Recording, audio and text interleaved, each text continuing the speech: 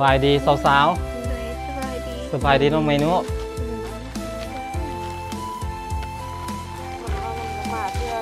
นี่มีแบบนี้นี่ที่ไม่เคี้ยวบุเคยกินนี่อันนี้กับบุเคยนี่แม่นปะ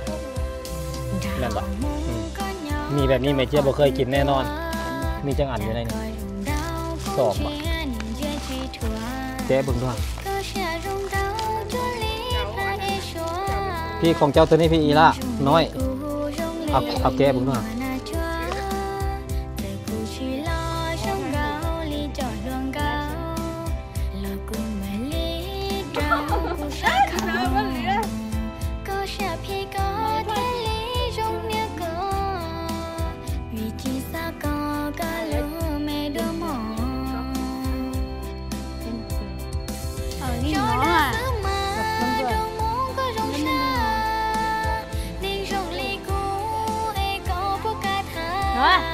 Trời ơi, mà siêu nhạc quên à.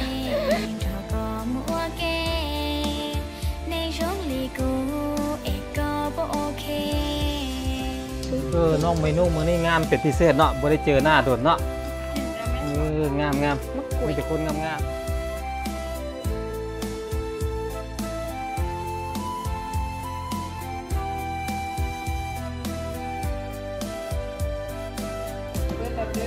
มาสาวฟาร์มสิเปิดแล้วปัดนี้ใจฮ้อนบอกว่าไว้ถ้าเปิดพร้อมน้องกับบ่ได้จะเปิดก่อนเนาะเปิดเลยเปิดได้ไหมเปิดรถ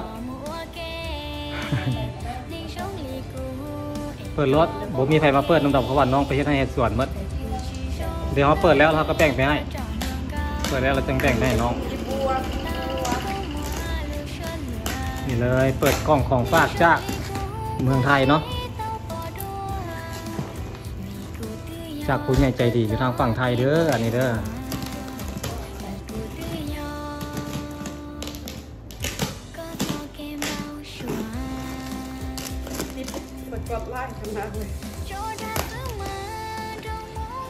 ใส่เบิ้งตัวหามีอย่างแน่มีอย่างแน่เนาะโอ้โหของอยู่ของเจนนี่หลายขนาดเลยมาม่าโลแล้วมาม่ามันแตกเด้เดี๋ยวมันแตกมันบวมมันก็เลยอันนี้โจ๊กบ่แม่นมาม่าโจ๊กมาม่าข้าวต้มเอาแม่เอาให้แม่เด้อนี่ให้แม่ลองชิมเบิ้งเดี๋ยวเรามาทั่วมาขายให้แล้วเด้โอ้มีแต่ของอยู่ของกินเนาะเอาออกมาบ่หรือว่าปลาไว้นี่เอาออกบะโอ้มาม่ามาเลยบอกออกก็ได้หูแล้วเอาออกบะเอาออกมาจัดสรรปันส่วนนั่นแหละหนูแย่มากหนูมัดมาเอาออกมาแล้วก็ให้จัดใส่ถุงแล้วก็ไปปั่นแบ่งน้องๆนำอันนี้เป็นของผู้ใหญ่ใจดีเป็นฝากมาให้ทางฝั่งไทยพุ่นพี่น้องเลยขอบคุณหลายๆเด้อเอาไปแบ่งปั่นน้องๆก่อนมีบุ้มเลยกล้องมันบุ้มได้ละเย็นตาโฟนี่เคยกินอยู่เซเว่นอยู่เมืองไทยแถวนี้บุมีขายเด้อโจกาขนมขับโจ๊กโจกานี่เลยแบนเท่เลยเนาะเท่เลยแก๊สนี่สีเบาเนาะแก๊สนี้แก๊สเบาว้าวยังมีแก๊สนั้นแก๊สน้อยหันแก๊สแต่หันนักตัวนะหัวเป็นอย่างตัวมันนักโอ้โหมีหลายรสขนาดเลยพวกนี้อันนี้รสอย่างอันนี้รสต้มยำกุ้งน้ำข้นบุเคยมีเลยเนาะบ้านเฮาบุมีไปขายได้อันนี้รสต้มยำสีแดงกันนี่โอ้โหหลายอันโอ้หลายขนาดเลยรสหมูสับก็มีอันนี้เป็นข้องเกาหลีอันนี้เป็นข้องจีนเดี๋ยวให้แม่เท่ากันเท่ากันซิมบ้างกัน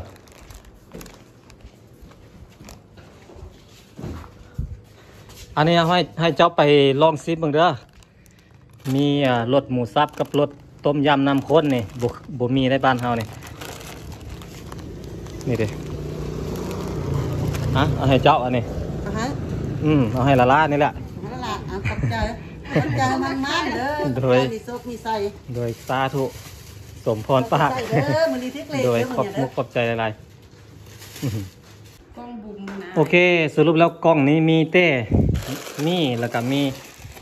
ยำจับยำแล้วก็มีไวๆมีโจ๊กเนาะแบบมีหลายรุ่นหลายอย่างเลย อันนี้ มีกาแฟน้ำกาแฟเม็ดกาแฟอันนี้ ห้องเกาหลีอันนี้ห้องจีนมันปะเป็นจีนเป็นเกาหลี แล้วก็มียาสีฟันนี่เลยซิสเทมมาคอเกต มีเส้นเล็กเส้นใหญ่เด้อ ดาลี่โอ้มีหมดเลยมีหลายรุ่นขนาดเลยอันนี้เด้ซิสเทมมาไปโอเคเอาใส่แก๊สไว้กล่องนี้แล้วก็เขาก็ใส่ถุงใส่ถุงเป็นถุงเอาไปใหญ่น้อง เปิดเหมือนก่อนแล้วค่อยมาจัดแจงปะ ๆไปเปิดกล่องนั้นปะนี่กล่องนั้นมีอย่างโอเคกล่องที่สองน้องฟางกำลังชีกกำลังแกะปาดเลยปาดทางนี้ปาดได้ปะ หนักขนาดเลยมี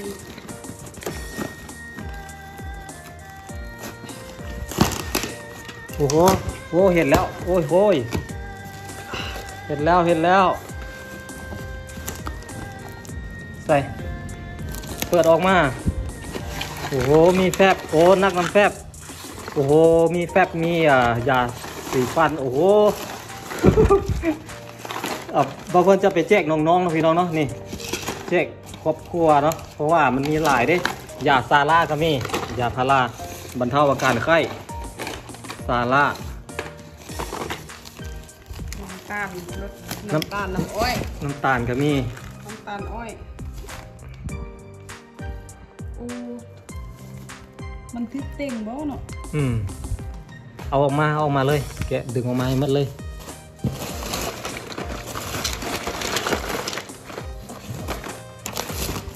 พอแฟบไม่ได้ถุงง่ายๆโอ้โห3 4 5 6โอ้โห6ถุงปฏิโทโอ้มูลค่าหลายพันอยู่ได้เนี่ย สามเกี่ยว ทั้งแฟบถุงใหญ่นำเนาะแล้วก็มีมะแล้วก็มีอันนี้สกอตเทปแม่นปะแม่นปะ โอ้สะกดปิดบ้าน อันนี้พลาสเตอร์อันนี้พลาสเตอร์ สะกดปิดบ้าน พลาสเตอร์ติดแผล สบู่ก้อนมียาดม โปรเทคแทมินอน สบู่ก้อนยาดม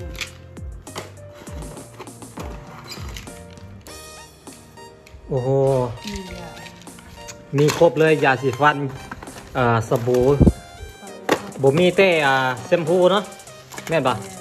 บ่มีแต่แชมพูแต่ว่าสบู่แล้วก็พวกยาสีฟันแต่งสีฟันมีหมดเลย อันนี้ก็มีอันนี้ยาดม แล้วก็ยากินนะพี่น้องเนาะยาบรรเทาไข้ส่วนหลายเป็นยาบรรเทาไข้ยากินง่ายๆกินไปกับหูกินเนาะยาสามัญประจำบ้าน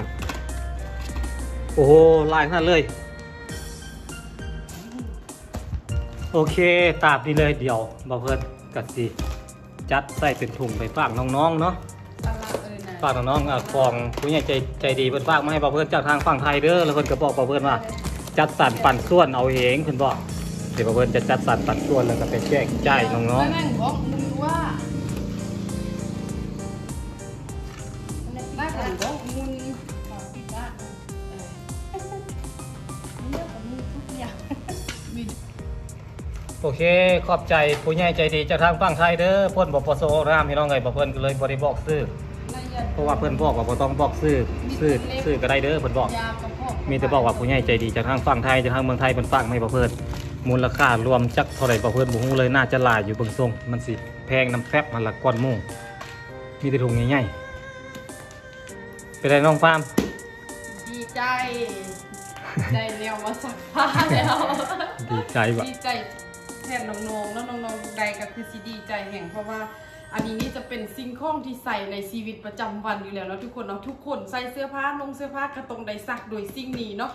เพราะฉะนั้นแล้วน้องๆคือสิดีใจแห่ง ของมันต้องมีเนาะ แมนเพราะมันต้องมีกับอันนี้นี่คือกันเนาะทุกคนเนาะต้องใส่ในชีวิตประจำวันเลย3อย่างนี่ก็คือ4อย่างนี่ ส เนาะ บู่ นี่เลย4อย่างนี้คือคาดไปได้เลยมีอีกอย่างหนึงก็คือแชมพูเนาะก็คือใส่ทุกมือเลยทุกคนเลยโดยเฉพาะแม่นอันนี้เนาะเสาแรงเสาช่วยแรงเสาช่วยแรงเลยนะทุกคนเนาะอันนี้นี่ก็ซีซักนี่เลยใส่ซักเสื้อผ้าน้ำบางคนก็ซีซักเป็น2-3 มือเท่านึงบางคนกับมือต่อมือเนาะแต่ว่าส่วนล่ายอยู่ที่แถวบ้านหนองฟาร์มนี่จะใส่แบบซักเสื้อผ้ามือต่อมือเลยเนาะก็คือชุดนี้เขานุ่งเนาะตอนแรกเขาไปอาบน้ำเขาก็ซักชุดนี้เลยแล้วมืออื่นเขาก็นุ่งหมดมือแล้วเขาก็ซักอีกเนาะเพราะฉะนั้นแล้วสิ่งนี้เป็นสิ่งที่สำคัญที่สุดในชีวิตประจำวันเนาะ แม่นบ่ แมน สำหรับค่อยสิ่งนี้สำคัญที่สุด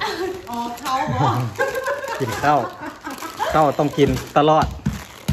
โอเคเดี๋ยวบ่าวเพิ่นจะจัดสรรปัดส่วนเด้อขอขอบใจหลายจากผู้ใหญ่ใจบุญผู้ใหญ่ใจดีจากทางฝั่งไทยจากทางเมืองไทยเพิ่นฝากมาให้บ่าวเพิ่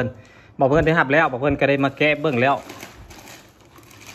บ่าวเพิ่นก็ ไปครับเด้อ จะไปแจกจ่ายให้น้องๆนำปั่นกันพี่น้องเลยโอเคน้องพี่น้องเดี๋ยวไปติดตามรับชมน้ำกันไปเบิ่งน้ำกันว่าเพื่อนจะเอาไม้ไปแน่เนาะ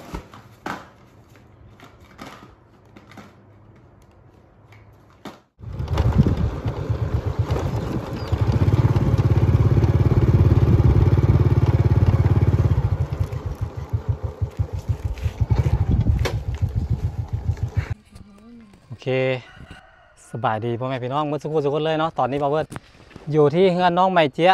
อันนี้ก็เป็นของที่บ่าวเพื่อนหลังจากที่บ่าวเพื่อนจัดแจงแบ่งปันเรียบร้อยแล้วพี่น้องเนาะอันนี้เป็นถุงนี้เป็นของน้องไมกิ้งแต่ว่าน้องไมกิ้งยังพอได้มาฮอดนัดกันไว้ว่ามาเจอกันอยู่ที่เฮือนน้องไมเจี๊ยมื้อนี้โชคดีมื้อนี้เจอน้องไมโน น้องไมโนออกจากบ้านได้แหละพี่น้องออกจากเงินได้โบแมนออกจากเงินได้น้องไมโนว่างเวียกพี่น้องปกติน้องเสพแต่เวียกแต่งานน้องเฮ็ดแต่เวียกน้องเมื่อวานนี้บ่เพิ่นเจอน้องขี่รถซิ่งผ่านหน้าเงินบ่เพิ่นเงานอนงงเงอยู่เป็นตาจังหัวบ่ฮู้ว่าน้องมาแต่ไสเนาะเดี๋ยวบ่เพิ่นจะไปถามบ้านน้องมาแต่ไสเมื่อวานนี้อันนี้ก็เป็นของที่ผู้ใหญ่ใจดีที่อยู่ไทยเพิ่นฝากมาให้บ่เพิ่นแล้วบ่เพิ่นก็เลยมาจัดสรรปันส่วนเพิ่นบอกว่าแล้วแต่บ่เพิ่นเฮ็ดเลยเอาให้ทีมก้อนอื่นก็คือก่อนอื่นมดเอาให้ทีมงานของบ่าวเพิ่นก่อนเหมาะสมผู้ใดแน่ที่ว่าบ่าวเพิ่นสมควรให้แบบนี้บ่าวเพิ่นก็เลยเลือกให้น้องไมกิ้งน้องไมเจี๊ยแล้วก็น้องไมโน่พี่น้องคนนำบ้านบ่าวเพิ่นนี่แหละส่วนคนอื่นนั้นบ่าวเพิ่นก็สิไปคือกันแต่ว่ายังบ่ฮอดคิวนะพี่น้องเนาะไปเดี๋ยวตอนนี้บ่าวเพิ่นไปก่อนนี่เลยของมี3ถุงเด้ตัวใดของน้องไมเจี๊ยน้องไมโน่นี่ตัวนี้เนาะฮะตัวนี้โอเคถุงสีเขียวนี่เลยหลายมีของเครื่องของหลายขนาดเลยโอ้พากันนอน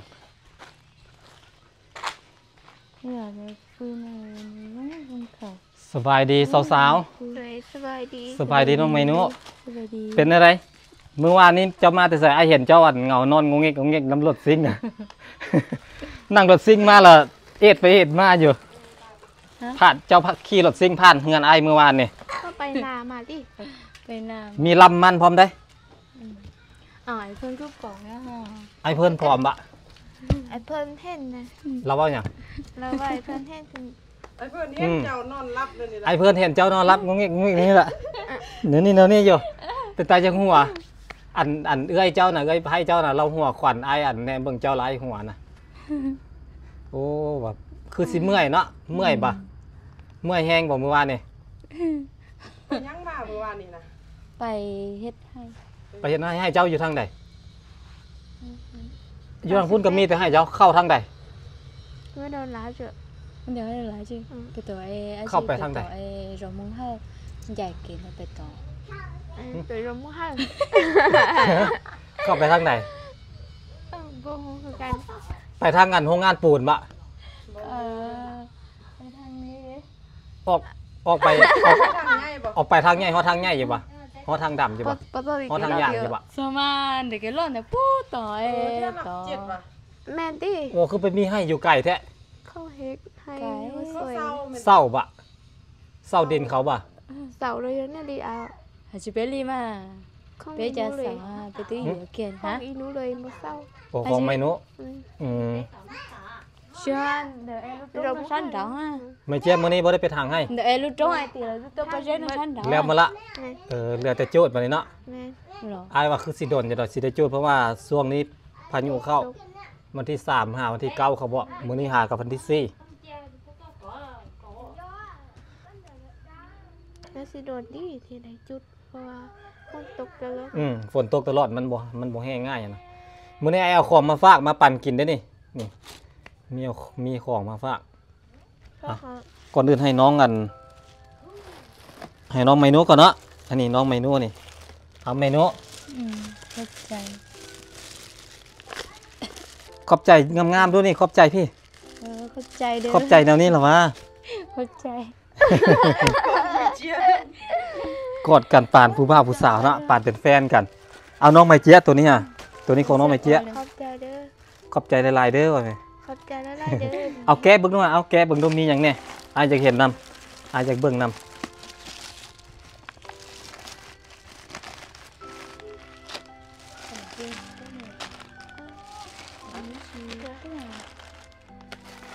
มันว่ามันบ่มาเทื่อมัน นี่มีแบบนี้นี่ที่ไมเจี๊ยบ่เคยกินนี่อันนี้ก็บ่เคยนี่แม่นบ่ Khóc nó. แม่นบ่มีแบบนี้ไมเจี๊ยบ่เคยกินแน่นอน เคยกินแต่มีไว้กับมีนี่อันมีนี่บ่แม่นมีสีส้มและสีแดงเด้นี่ตัวนี้ก็บ่เคยกินนี่แม่นบ่เอาไปลองกินลองเบิ่ง Dạ đi à em lấy cái tên mình chuyển trí. อันนี้แฟบอันนี้ถุงปักใหญ่ๆนี่มีน้ำตาลมียาสีฟันโอ้ยาสีฟันกล่องใหญ่ขนาดเลยมีจังอันอยู่ในนี่2บาทแกะเบิ่งด้วย อันนั้นบ่แม่นของเจ้าอันนั้นน่ะของเจ้าเป็นตัวนี้ พี่ของเจ้าตัวนี้พี่อีละน้อย Mẹ เอา nó เอาแกะเบิ่งด้วย คนมึงเสื้อ เออ เก็บไป แกะเบิ่งด้วย นี่ของเจ้าเป็นตัวนี้ มีจังอัน không. พอมี2อันเนาะอันใหญ่ได้คอเกต Ra xì phanh rồi. ยาสีฟันคอเกตสบู่วิเศษเอาของน้องเมนูได้มีอย่างแก้ผมรู้เมนูก็ได้แฟบคือกันเด้ได้แฟบได้อันไวๆมีอย่างนี้ที่พื้นนี่โอ้มียาสีฟันแต่ว่าบ่แม่นคอเกตของเมนูนะของเมนูเป็นหยัง Mình mang cả. Chứ rồi nhá. Cái gì nữa? แกเบิ่งเด้อ Không ăn đấy. ไอ้ขออนุญาตแกเด้อได้2อันเนาะ กับอันสบู่ได้ห้องไม่รู้ว่ามีน้ำตาลแล้วมียาทุกข้าว มียาดูดเขี้ยวแต่ว่าบ่มีน้ำตาลเนาะของเมนูเนาะ โอเคมีไว้จักห่อหั่น Có. มีได้มีจักห่อ Đâu. มี6บะ Chi là Có. Đâu. Đâu. 7แต่มี7มีไว้หลายขนาดเลยสีแบบอันนั้นมีบ่ฮะมีเนาะแบบนี้มีเอาไปลองกินลองเบิ่งเด้อว่ามันสิแซ่บหรือบ่ Nó cho xét đó. Vâng. น่าจะแซ่บเนาะบ่เคยกินเนาะ Này. เพราะว่าเป็นของที่นดมองบ่เคยกินเลยเด็กน้อยไปใส่หมดแม่เจ๊ะคือเงียบมื้อนี่ Thế đi. Nó phải làm nó phải tắt em vô này. Thế. Được nó phải tắt. ช่วงนี้เฮ็ดแต่ให้เนาะเมนูเนาะ Ừ. บ่มีเวลาไปเล่นไปเที่ยวเนาะถึงมีเวลาก็บ่ได้ไปใส่อยู่แต่เฮือน Mình nói cho đi gần bộ. ถึงว่ามีเวลาน้องก็บ่ได้ไปใส่น้องอยู่แต่เฮือนบ่ค่อยได้ไปเล่นไปเที่ยวน้ำหมู่ดอกเป็นเด็กอยู่ในกรอบเพราะมื้อนี้แต้มคิ้วมื้อนี้แต้มคิ้วทาลิปสติกน้องไม่เจี๊ยบแต้มแต่คิ้ว Mày chưa bắt บ่ได้ทาปากเนาะ kia mà. Nè. Kêu. Làm sao là tên nghe lỗ hả? Có nghe lỗ à? Nghe có tưa. Đâu có mua bộ. Tiền đâu rồi. Mà nó có ở đây đi chứ nó có số rồi, đây đi chứ mình nó chỉ sẽ thôi. Xuống cả. สรุปแล้วไม่อันเฮาผ้าหมดไส้แล้วเมื่อกี้น่ะไม่รู้ Mình nhớ qua mình nó khơi say tên tù mà mình sẽ để đẹp nha. เราเป็นซี่ไปไป Xí เสียจุสิไปยักษ์อ่ะนะ ยัง เป็นเสียงไหมกิ๊ก บุกไอ้โนวาใช่ไหมบุกเคย สีเลี้ยสีเพื่อนสีดา มีอยู่ก่อนโอ้ไม่รู้ว่าไปลิ้นน้ำเอือยเด้นะ เมนูเป็นลิ้นน้ำเป็ด ลิ้น นะ เป็นแล้ว ลิ้นน้ำผู้บ่าวเมนูเลยแหละ เจี๊ยดเด้บ่ไปลิ้นน้ำเอือยเด้ ไม่เก็บไปให้แล้ว ไม่ให้หรอ ไปลิ้นยูไฮแล้วยูไฮก็มีช่วงกันนิดเนาะ ย้อยมีน้องกันตักน้ำหดกันกับแม่ จำสิต้าเลยเจ๊หน่อยจะให้เลยเนาะ ไปลิ้นอยู่ลุมห้วยพุ่นเนาะอันให้ไกลๆไม่เจี๊ยนี่แล้วล่ะบ่ แล้ว แล้ววะวันนี้คันสิไปอีกเทื่อไปไกลๆพุ่นแหละเนาะ แม่ โอ้โหไปไกลๆปะนี่เอ้ยฟาร์มซีนำไปโหดบ่เนาะบักไกลๆทุกคนเลยน้องไม่เจี๊ยย่างไปชั่วโมงปลาย2 ชั่วโมงเนาะเอ้ยฟาร์มย่างไป7 ชั่วโมงไม่นุ เฮ็ดจังได๋เฮ็ดจังได๋เอ้ยฟาร์มจึงย่างไว้คือเจ้าไม่นุ ตรงบินเนาะ เนาะจังทุกคน ทำบินใจบินด้วยตัวนั้นแล้ว ไม่นุอันใดว่าเอ้ยสิเว้าให้เจ้านี้ก็ไปทางเดียวกันกับไม่เจี๊ยบ่ทางนี้นะ ไปคือกัน ไปทางเดียวกันเนาะอันให้ไม่เจี๊ยอยู่แถวใดให้ไม่นุอยู่แถวใดไม่เจี๊ย ดูก็ยูมอให้ค่อยแหละ อ๋ออยู่ติดกันเลย แต่ว่าบ่เคยย่างไปนำกันแมันบ่ บ่ บ่เคยย่างไปนำกันจักเทื่ออันเวลาอยู่บ้านนี่ลิ้นนำกันอยู่แต่เวลาไปให้นี่ไปให้ไปลาวเลยบ่ทากันเลย ถ้าเขาค่อยไปนี่ค่อยเจอเมนูแล้วได้ไปหนึ่งกันแต่ไปบ่เจอกันเนาะ อ๋อไปบ่เจอกันได้แล้วอันนี้บ่แม่นของลิ้นเนาะเอาไว้ก่อนจักหน่อยแม่หนูสิว่าอันไปเฮ็ดบ่เป็นแล้ว เมนูว่าค่อยสิรักยาสิพัดเมนูไปแล้วนั่นแหละ โอเคน้องไมกิ้งน้องไมกิ้งมาแล้วพี่น้องไมกิ้งมาเอาของไมกิ้งเนี่ยเหรออันนี้ของไมกิ้งเด้อนี่ขอบใจนะฮะ ขอบใจเดินน้องไปคิดว่าคงไพ่ไปยืนตั้งดุนยืน น้องไมกิ้งก็ได้คือการได้3 คน3 สาวแก้บุรุษไมกิ้งมียังได้ของไมกิ้งของไมเจียของไมนูเบิ่งมาแล้วยังแต่ของไมกิ้งมันได้แก้เบิ่ง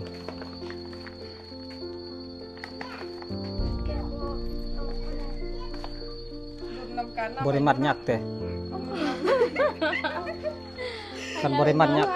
แก้ได้บ่ ไปดูห้าวเลยบ่เป็นหยังรุ่นนำกันเบิ่งว่าไปกินสิได้ยังบัดนี้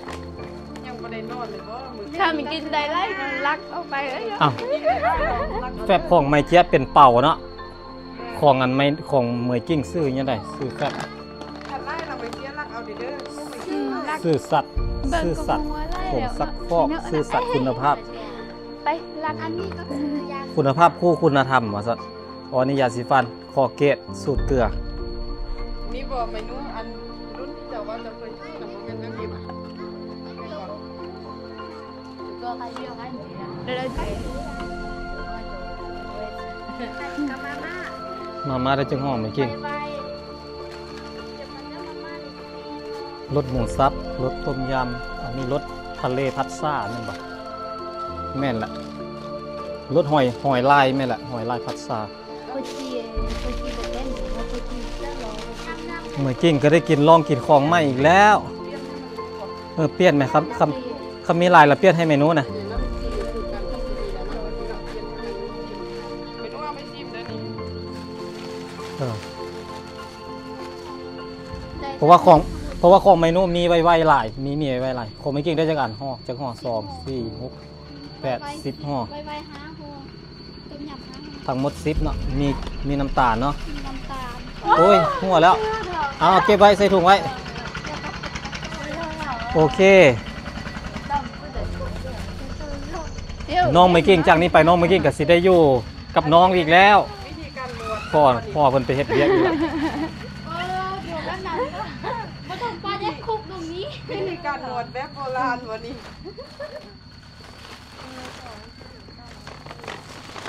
เมนูมื้นไปใส่เมนูไปเวียกบ่มื้นกะไปให้โอ้พักมื้อเดียวเนาะ พอดีเลยเนาะมื้อนี้พักพร้อมกันเนาะมาเจี๊ยก็พักเมนูก็พักพอดีลิ้นนำกันเลย น้องเมนูเพิ่นบอกว่า คือบ่มีเหือมีแห้งน้องเมนูเพิ่นบอกว่าเพิ่นอดข้าวเพิ่นบ่กินข้าว บ่กินข้าวว่าเพิ่นกินข้าวน้อยลง เป็นมนุษย์ละ เพราะว่าผู้บ่าวเพิ่นบอกว่าเพิ่นอ้วนโพดว่าซั่นผู้บ่าวอ้วนโพดละยันผู้บ่าวบ่มักผู้สาวอ้วนโพดละสำนี้บ่อ้วนลอกสำนี้ตอนช่วงกินกินเจียมเมื่อ กินเจียงนั่นน่ะตุ้ยน่ะเนาะ แม่นแหละ อันนั้นตุ้ยตอนนี้บ่ตุ้ยตอนเนี้ย นะแดงแดง ตอนนี้บ่ตุ้ยแล้วตอนนี้ผอมจ้อย no and you understand จะใช่เหรอ น้องไม่นุ จอยไปอุดเข้ามาลิ้นตะเกม แต่ว่าน้ำหนัก เมื่อยกิ้งเมื่อยกิ้งอันบ่ได้อันคันเมื่อยกิ้งจ้อยบ่แม่นจ้อยเฮ็ดเวียกได้จ้อยเล่นเกมหลาย แต่ว่าน้ำหนักเนี่ยมันเป็น เมื่อยกิ้งบ่ได้ไปเฮ็ดเวียก ใช่ น้ำหนักยังซ้ำเก่า แม่แต่ว่าคือเฮ้ยคือเฮ้ยต้องเจอแต่ว่า นั่งถองรถพอช่วงนี้บ่ได้ไปหาเลยฟังนั่งถองรถ กับอดเขาเนี่ย เอาคมเมื่อยกิ้งบ่มีสบู่เนาะ บ่มี บอนพวกเมนูบ่มีน้ำตาลกันเลยเอา เออ แค่ให้2อันกับสบู่ ทดแทนเนาะทดแทนกันไปเมนูมื้อนี่ไปให้ตัวใดไปให้ตัวพี่หรือตัวพี่ตัวเก้าพี่ตัวยังบ่ทันแล้วพี่เนาะตัวอยู่พุทธนาวนี่ยังบ่ทันทางบ่ทางแล้วหรือยัง ทางแล้วเด้อ ให้เมนูกับบ่อนอยู่อันกลางภูอันเด้เนาะ ตัวค่อยกินให้เพิ่นเลย กลางภูสนาวน่ะบักกุงกว้าง ยุถึงจอมพูเลย บ่อนได้ซะให้ตัวใดสิเจ้าเล่น TikTok ฮะให้ตัวพี่ให้ตัวนี้ เห็นเพิ่นเล่น TikTok เต้นดอกแดกดอกแดกอยู่ น้องเมนู ฮ่าเว้ยโอ้ย โอเคเนาะพี่น้องบ่เพิ่นเอามาให้น้องแล้วเด้อมีของน้องเมยกิ้งของน้องเมยเจี๊ยบแล้วก็ของน้องไมนุนั่นเอง อันเอาอันนี้ก็ได้อันเราแฟนเมนูอยู่ใส่ อยู่เวียงจันทน์ อยู่ใส่สมบูรณ์เรียกใส่สม ได้สมบูรณ์หรอ ใส่สมบูรณ์ใส่สมบูรณ์ในตัวเกินแล้วก็ลินดาวเวียง อยู่ใส่สมบูรณ์มาเรียนภาษาเกาหลีอยู่เอ็นนักคนเราเวียงจันทน์นั่นแหละ เอาเราเมนูไปหาอยู่เวียงคนตีตอนบุญน่ะ บ่แม่นมาห้าใครอยู่อันบางภาษานี้ ก็มาได้เราไปลิ้นน้ำเข้าม้วนแล้ว มากเลยเนาะ ม้วน อยู่ไกลๆมาหาได้มี เม ใจ นูเจอหักแท้แล้ว มีน้อยแฝดแล้วมีน้องมันต้องมาอยู่น้ำเฮาเลย เห็ดแบบนั้นบ่ได้นะเมนูน่ะ ก็สิเราเขาเขาน้อยเลย เป็นใครก็ตุ้ยก็เป็นใครนะ เราเป็นยังคืออยากให้เจ้า ตุ้ยทำยังไง แฟนตุ้ยบัดตัวเองบัดตุ้ยได้บัดเพิ่นครับบ่ให้ตุ้ยแต่ บ้านเราตุยเราเป็นยังคือให้เจ้าจ้อยซะนะ อันใครก็บ่ฮู้ มีน้องมามั่งมีน้องตี โอ้โหอันไม่กิ้งมื้อนี้แต่งโตไอ้ฟาร์มลืมสังเกตเรื่องหมดโต อย่างเมื่อกุนโตเลยเนาะ ยังเขายังบ่ใส่มุกซีเรื่อง ป้า มา เรื่องหมดโตเลยค่ะก็เห็น ม่วงเหลืองบ่ใส่มานำ ยังบ่ใส่มุกซีเรื่อง คั มาน ใส่หมวกเรื่องนี้เรื่องหม เดี๋ยว ดเลย เดี๋ยวก็ใส่เกิบตัวที่เรื่องของคอยน่ะเดี๋ยวก็ โทนสีเรื่องทุกคนเลย มื้อนี้วันเสาร์ใส่สีเหลืองเนาะเมื่อกี้เมนูก็ใส่เหลือง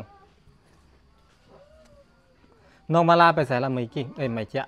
มาให้เรา ไปให้ละบ่อยู่บ้านดนเนาะมาลา ตีนเขาดีนะมันนุ่งเกิน โอเคเด้อ เต้นจะตายเลยป้าจะจ่ายนะเจ๊ เมนูคิดไล่แล้วไม่เจียวว่าอันเพราะว่าเมนูบ่มักแล้วจึงบอกให้ลดน้ำหนักนะ ค่อยนะค่อยยักตุ้ยคือเมนูนี่งานแต่จ้อยๆไม่มี เวลาตุ้ยมันจะงามเนาะ เนี่ย เป็นตาเพง ค่อย บ่ถึงขั้น หน้าจอ บ่ถึงขั้นอ้วนหั่นน่ะข้างแบบอ้วบพอดีนะเนาะ เนี่ย จับตรงไหนก็นุ่มนิ่มหั่นนะ เป็นยังต้องมาจีใส่คนบ่อ้วน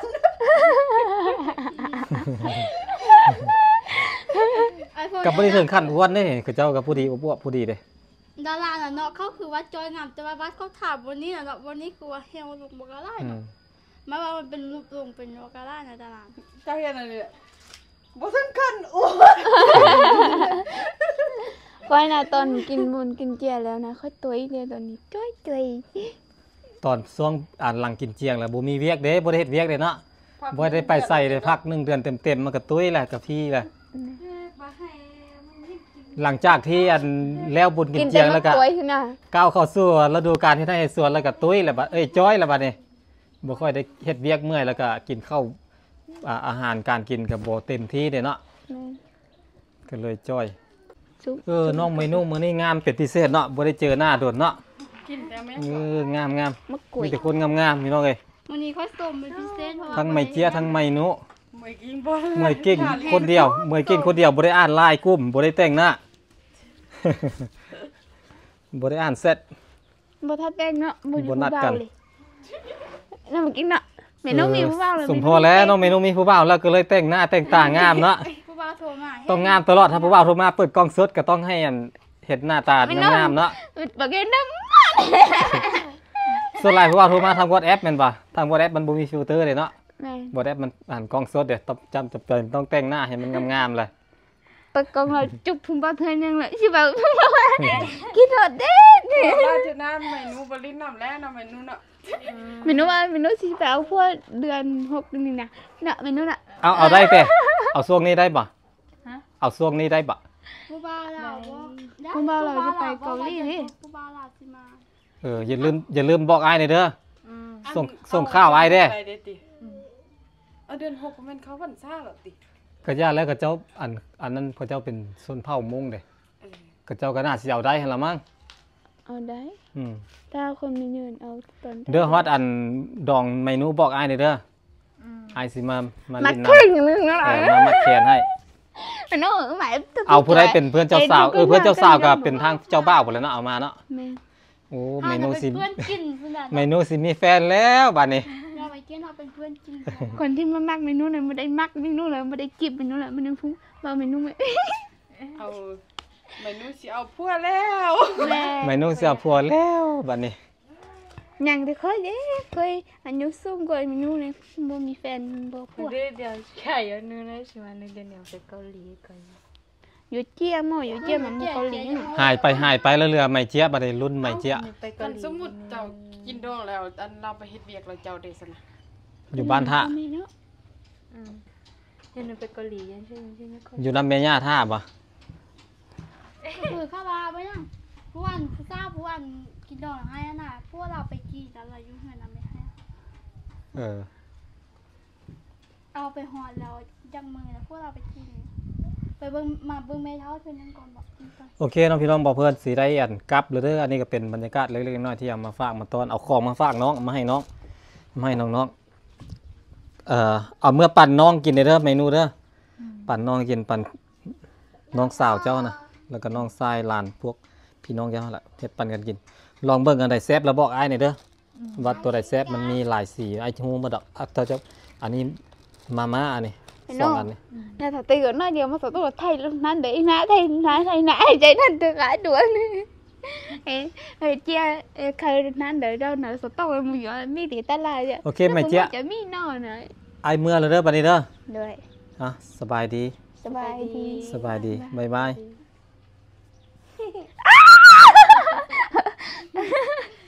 เนาะเดี๋ยวว่า แท้ๆนี่นะ แต่ว่าจะกินนอนรู้ตัวชอบเขาหมดเลย เป็นนู้นแหละหายอื้อ เจียอยู่ยัง เป็นนู้นหายอื้อ เจียอยู่เจียไงนะก็จะหมดเลยได้แล้วค่ะโอ้ยช่วยเลยตอนนี้เป็นนู้นอย่าเจ็บจิตเต้าเรียนได้แล้วจุ๊บตัวเองเจ๊ก็ฟ้องแม่ว่ามันใจเรียกอ้าวจ้าจะไม่มาโทษทักเลยเดี๋ยวก็ยัง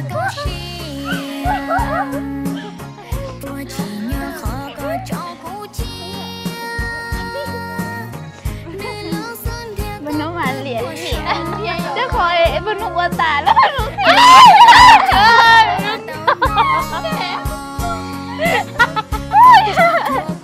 เอาเหมือนจะอ้อนจะอื้อก็เบื่อเป็นนู้นมาตามาลำย่อว่า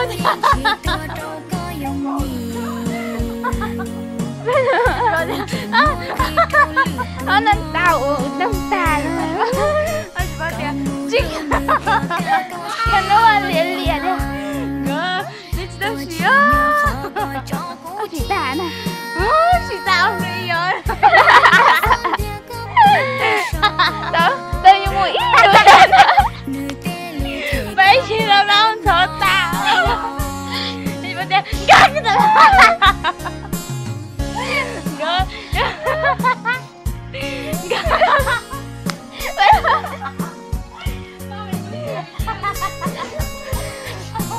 nhưng mà bây giờ luôn lên điểm điểm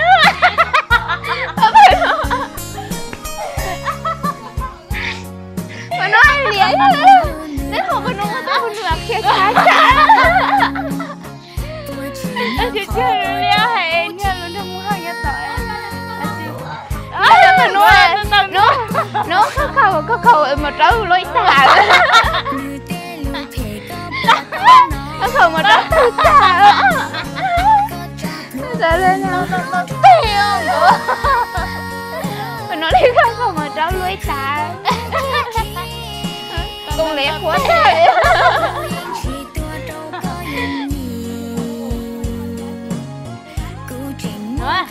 rồi mà chơi nhạc quên nè chị có biết nó ăn lần đầu tung tà mà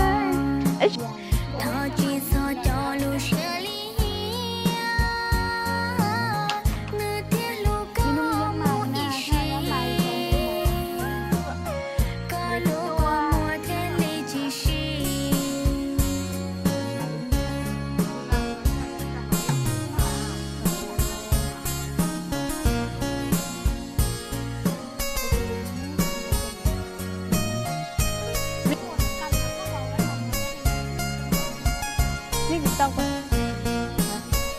Tóc bên Linh nó mà gặp xong tôi à? Nó lên đi hả? Linh không mày kia, Linh không mày chia cả đấy. Thật là sắp lên. Không có em bé mệt xác rồi. Rồi đi tải nè. Rồi đi tải nè.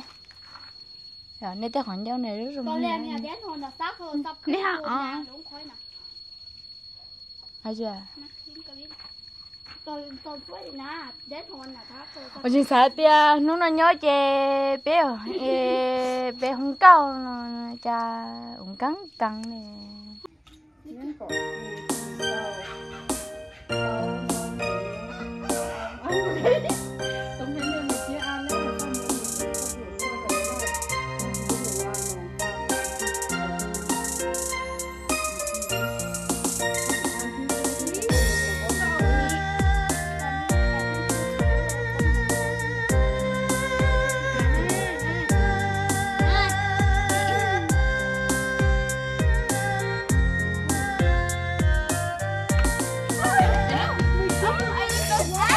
tia cô non gì lu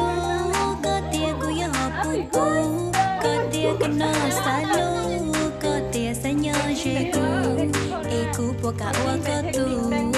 lu cả tu nang e vì có sa nhớ che vì có sa tu cô te sa wa cô tu pa e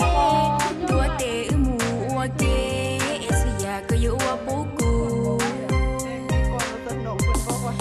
tia cô non trong gáo cứ mua nhà có xa tao có sao cô tù loan đau vì cô non trong gáo tháo bỏ kia có tư xa tao tao mua có nhà tu nhá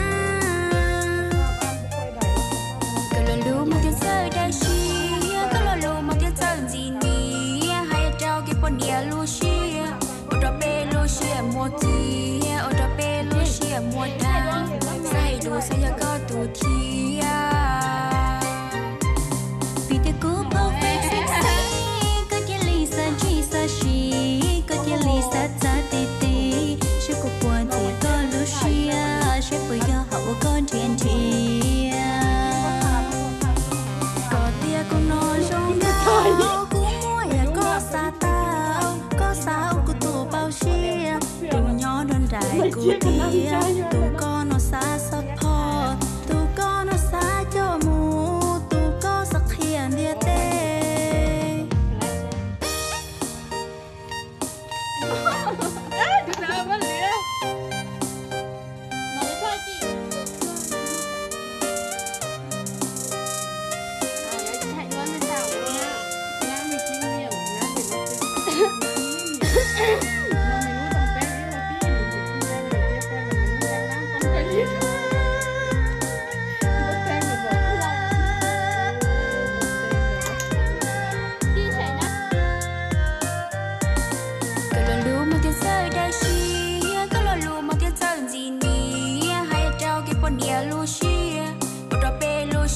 mua kia ở đó bê lô xia mua ta sai lù sai ya có tụ thia